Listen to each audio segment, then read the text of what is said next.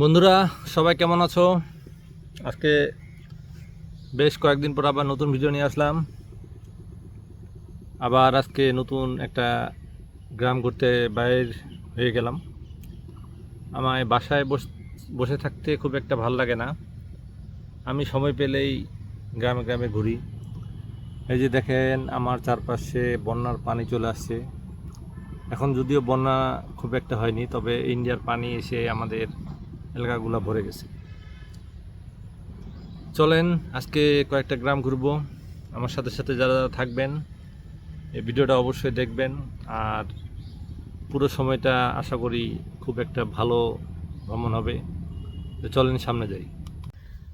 বন্ধুরা, আমি এখন যে জায়গায় দাঁড়াইলাম, চারদিকে ধান ক্ষেত। এখন সবুজ ধান ক্ষেত খুব সুন্দর হচ্ছে। আবহাওয়া খুব দারুণ, খুব একটা রৌদ্র নাই। তবে গ্রামের পরিবেশ সবসময় আমার কাছে ভালো লাগে। আমি গ্রামের ছেলে, গ্রামে থাকা আমার কাছে একটা গর্বের বিষয়। শহরের মানুষ অনেক টাকা খরচ করে বিভিন্ন জায়গায় ঘুরতে যায়, কিন্তু আমি গ্রাম দেখি এবং গ্রামে বিভিন্ন দৃশ্য দেখে আমার মন থেকে খুব ভালো লাগে। আজকে যে কয়েকটা গ্রাম ঘুরবো, তার মধ্যে আরও সামনে অনেক গ্রাম পাওয়া যাবে। চলেন আমরা সামনে যাই, দেখি কি দেখা যায়। আর প্রকৃতির মাঝে তো সব কিছুই ভালো। আমি এখন যে গ্রামটার সামনে দাঁড়াইলাম, এটার চারপাশে খুব সুন্দর সুপারি গাছ, এবং এই গ্রাম থেকে সামনে যখনই আমরা যাব, কয়েকটা সুন্দর সুন্দর মাটি, এখানে একটা মাটির রাস্তা, এই পাশে সেই পাকা রাস্তা, এই পাকা রাস্তা দিয়ে মহেশখালী গ্রামের মধ্যে যাওয়া যায়। এবং পিছনে যে রাস্তাটা আসলাম, দেখেন কত সুন্দর, চারদিকে শুধু গাছ, সুপারি গাছ। গ্রাম্য পরিবেশ এত সুন্দর, রাস্তা দেখতে খুবই ভালো লাগে। মানুষের মন জুড়ায় যায় যখনই আমি দেখি রাস্তার পাশে গাছ। তো চলেন সামনে যাই, দেখি। আমি এখন যে জায়গায় দাঁড়ালাম, আমার পিছনে রাস্তাটা খুবই সুন্দর, যদিও পাকা রাস্তা না, আধা পাকা কাঁচা। এই রাস্তার চারপাশে খুব সুন্দর গাছ, মনোরম পরিবেশ, গ্রাম্য পরিবেশ যেমন দেখা যায়। একপাশে ধান ক্ষেত, আসলে দেখতে খুব সুন্দর। গ্রামের রাস্তা, গাছ থাকা সবচেয়ে খুব ভালো, কারণ গ্রামে আমরা পিওর অক্সিজেন পাই সব সময়, কোনো অক্সিজেনের সমস্যা হয় না। দেখেন চারপাশে কি পরিমাণ গাছ, আর এই গাছপালা দেখলেই আমাকে ভাল লাগে। তাই আমি গ্রামের পরিবেশে সবসময় ঘুরতে ভালোবাসি। আর গ্রামের রাস্তায় যখনই ঘুরি তখনই মনে হয় যে খুব সুন্দর একটা পরিবেশ আমি অনুভব করতেছি। আবহাওয়ার সামনে খুব একটা রোদ নাই। তো চলেন আজকে আরও সামনে যাই, কয়েকটা গ্রাম দেখি কেমন লাগে। এখন আমি যে জায়গায় দাঁড়ালাম, গ্রামের মধ্যেখানে একটা ভিতরে কয়েকটা বাসা। এখানে দেখেন কি পরিমাণ ভুট্টার গাছগুলোকে শুকিয়ে রাখা হয়েছে। গ্রামাঞ্চলে এই ধরনের গাছ বর্ষার দিনে খুব উপকার হয়, কারণ এই ধরনের গাছ থেকে আমরা খড়ি করে অনেকেই। আর গ্রামাঞ্চলের প্রধান খড়ি হচ্ছে গাছপালা, আর অনেকে কিনা খড়ি ব্যবহার করে। মানুষ নাই একটাও, কিন্তু তারপরেও গ্রামটা খুব সুন্দর। চলেন আমরা এই গ্রাম থেকে সামনে যাই, আরও দেখি সামনে কি দেখতে পাই। আমি একটা প্রাইমারি স্কুলের সামনে আসলাম। এটা হচ্ছে 25 নং খনগাঁও সরকারি প্রাথমিক বিদ্যালয়। এটা স্থাপিত 1950 সালে। তবে স্কুলটা খুব সুন্দর, গ্রাম্য পরিবেশ। আজকে হচ্ছে মোটামুটি শনিবার। এই শনিবারে স্কুল খোলা থাকে না খুব একটা। গ্রামাঞ্চলের স্কুলগুলো এরকমই হয়। এক সাইডে খেলা স্মৃতিসৌধ, খেলাধুলা কিছু জিনিসপত্র, অন্য সাইডে কিছু গাছপালা সম্বলিত স্কুল। তো ভালোই, খারাপ না। তো চলেন সামনে যাই, আমরা আরও কয়েকটা গ্রাম ঘুরবো। আমি এখন যে জায়গায় দাঁড়ালাম, এটা হচ্ছে গ্রামের মাঝামাঝি একটা জায়গা। প্রচণ্ড রোদ, এখন আবার শুরু হয়ে গেল। আমার চারপাশে ধান ক্ষেত, রৌদ্রের তাপে আমি খুব বেশি দেখতে পাচ্ছি না। আমার একটা সমস্যা হয় রোদে দেখতে, তারপর আমি একটা গাছের তলে একটু দাঁড়াইলাম। জায়গাটা খুব সুন্দর, কিন্তু চারপাশে ধান ক্ষেত, আর ধান খেতে প্রচুর পানি, পানি দিয়ে ধান মানুষ রোপণ করে। তো চলেন সামনে যাই, দেখি। ঘুরতে ঘুরতে চলে আসলাম শাহপাড়া জামে মসজিদের সামনে। এটা একটা গ্রামের ভিতর, অনেক বড় মসজিদ, দোতলা মসজিদ, খুব সুন্দর। তো গ্রাম্য পরিবেশে এই ধরনের দোতলা মসজিদ খুব একটা দেখতে পাওয়া যায় না, তবে মাঝে মধ্যে দেখা যায়। তাই একটু দৃশ্য নিলাম, খুবই ভালো লাগলো এই মসজিদটাকে দেখে। গ্রামের ভিতরে ধরনের মসজিদ একটা হয় না।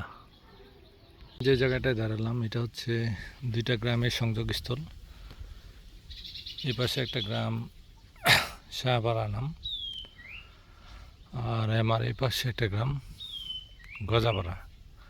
তবে এই জায়গাটা খুবই ঠান্ডা, এখানে অনেক বাঁশঝাড়, কিছু আমের গাছ আছে। আর এই পুলটা গ্রামের ছোট ছোট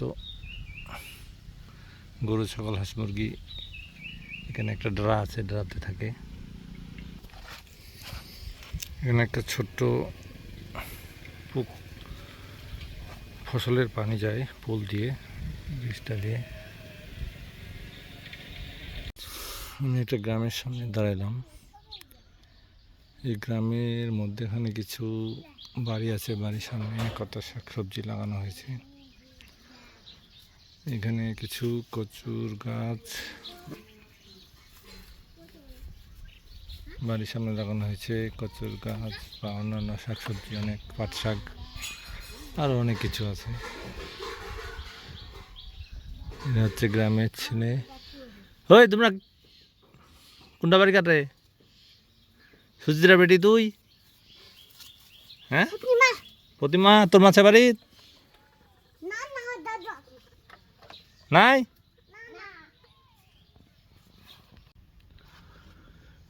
আমি এখন যে জায়গায় দাঁড়ালাম গ্রামের একটা মোড় হবে। এখানে অনেক কলা বাগান এবং আমার পাশে একটা বড় কাঁঠাল গাছ আছে। এই জায়গাটা অনেক ঠান্ডা, বিভিন্ন অঞ্চল থেকে বাতাস আসতেছে। গ্রামের ভিতরে এটা একটা সুন্দর পরিবেশ এবং সবাই এই গাছের তলে আসে, বিশ্রাম নেয়। এই পাশে হচ্ছে বেগুন ক্ষেত। গ্রামের ভিতরে এগুলো সচরাচর সবসময় দেখতে পাওয়া যায়, তবে সবচেয়ে সুন্দর লাগে যখনই রোদ থেকে যারা যে কেউ ছায়ার মধ্যে আসে, তখন এই গাছগুলো আর কি বিশ্রাম নেয়। এখন আমি যে জায়গায় দাঁড়াইছি এটা হচ্ছে একটা গ্রামের ভিতরের রাস্তা। দেখেন আমার চারপাশে কত গাছ। এখানে কিছু আনারসের ক্ষেত আছে। রাস্তাটা খুবই ঠান্ডা, উপর দিকে বাঁশঝাড়। দেখেন এই বাঁশঝাড়ের মধ্যে মনে হয় এসির ঠান্ডা হাওয়া। আসলে রোদ থেকে যখনই আপনি গ্রামের ভিতরে এই ধরনের জায়গায় আসবেন, আপনার মনটা ঠান্ডায় জুড়িয়ে যাবে। শহরের মানুষ যে যাই বলুক, গ্রামের মতন এরকম পরিবেশ তারা সবসময় পায় না। এর পাশে রাস্তাটা দেখেন একই রকম। আমি যে জায়গায় দাঁড়ালাম আমার চারপাশে কত পানি। গ্রাম অঞ্চলে যখন বন্যা হয় তখন চারদিকে কত পানি, এই যে দেখেন এই পাশেও পানি। আর এই সময় পাট ক্ষেত উঠতেছে, পাট ক্ষেত থেকে সবাই পাটখড়ি আলাদা করতেছে। এই সময়টা বর্ষাকাল, গ্রাম অঞ্চলের রাস্তাঘাটগুলো প্রায় ডুবা ডুবা। আমার চারপাশে দেখেন কত পানির স্রোত, আর এটা একটা নদীর মতন দেখাচ্ছে। অনেক দূর থেকে শুধু খালি পানি আর পানি। তো চলেন আর সামনে যাই। আমি যে পাশে দাঁড়াইলাম আমার চারপাশে কি পরিমাণ পানি দেখেন। আর গ্রাম বাংলার একটা সবচেয়ে পরিচিত দৃশ্য হচ্ছে পাটখড়ি। কতগুলো পাটখড়ি আমরা রাস্তার পাশে দেখতেছি। এই ধরনের পাটখড়ি গ্রাম অঞ্চলে সবসময় দেখা যায়, খুবই ভালো লাগতেছে। মানুষ সাধারণত এই ধরনের পরিবেশ খুব একটা দেখা যায় না, তবে গ্রাম অঞ্চলে পাটখড়িগুলা প্রায় দেখা যায়। এখন পাটের মৌসুম, এই যে দেখেন আমার চারপাশে পাটখড়ি। চলেন সামনে যাই।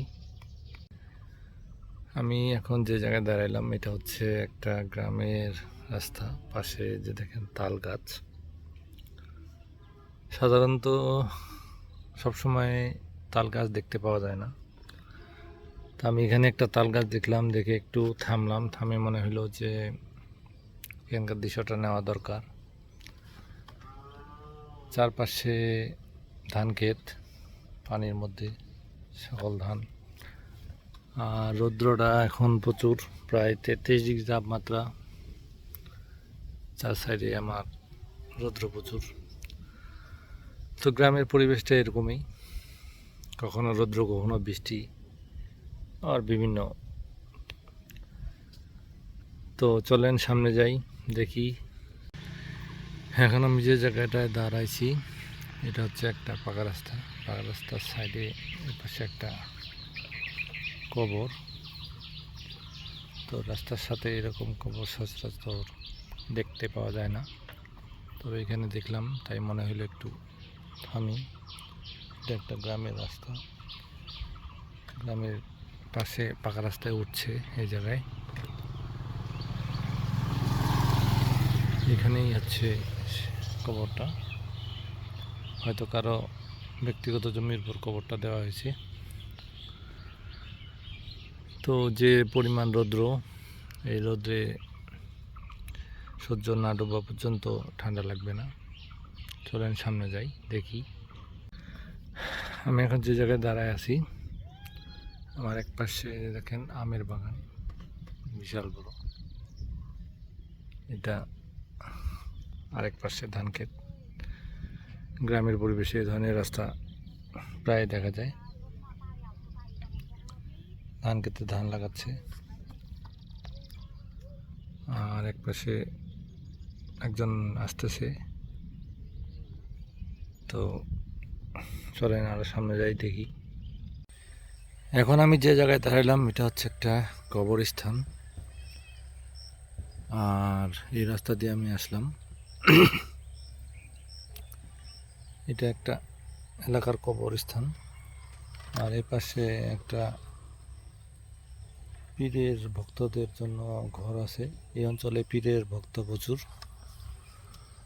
আর গ্রাম বাংলায় এই ধরনের দৃশ্য মাঝে মাঝে দেখা যায়।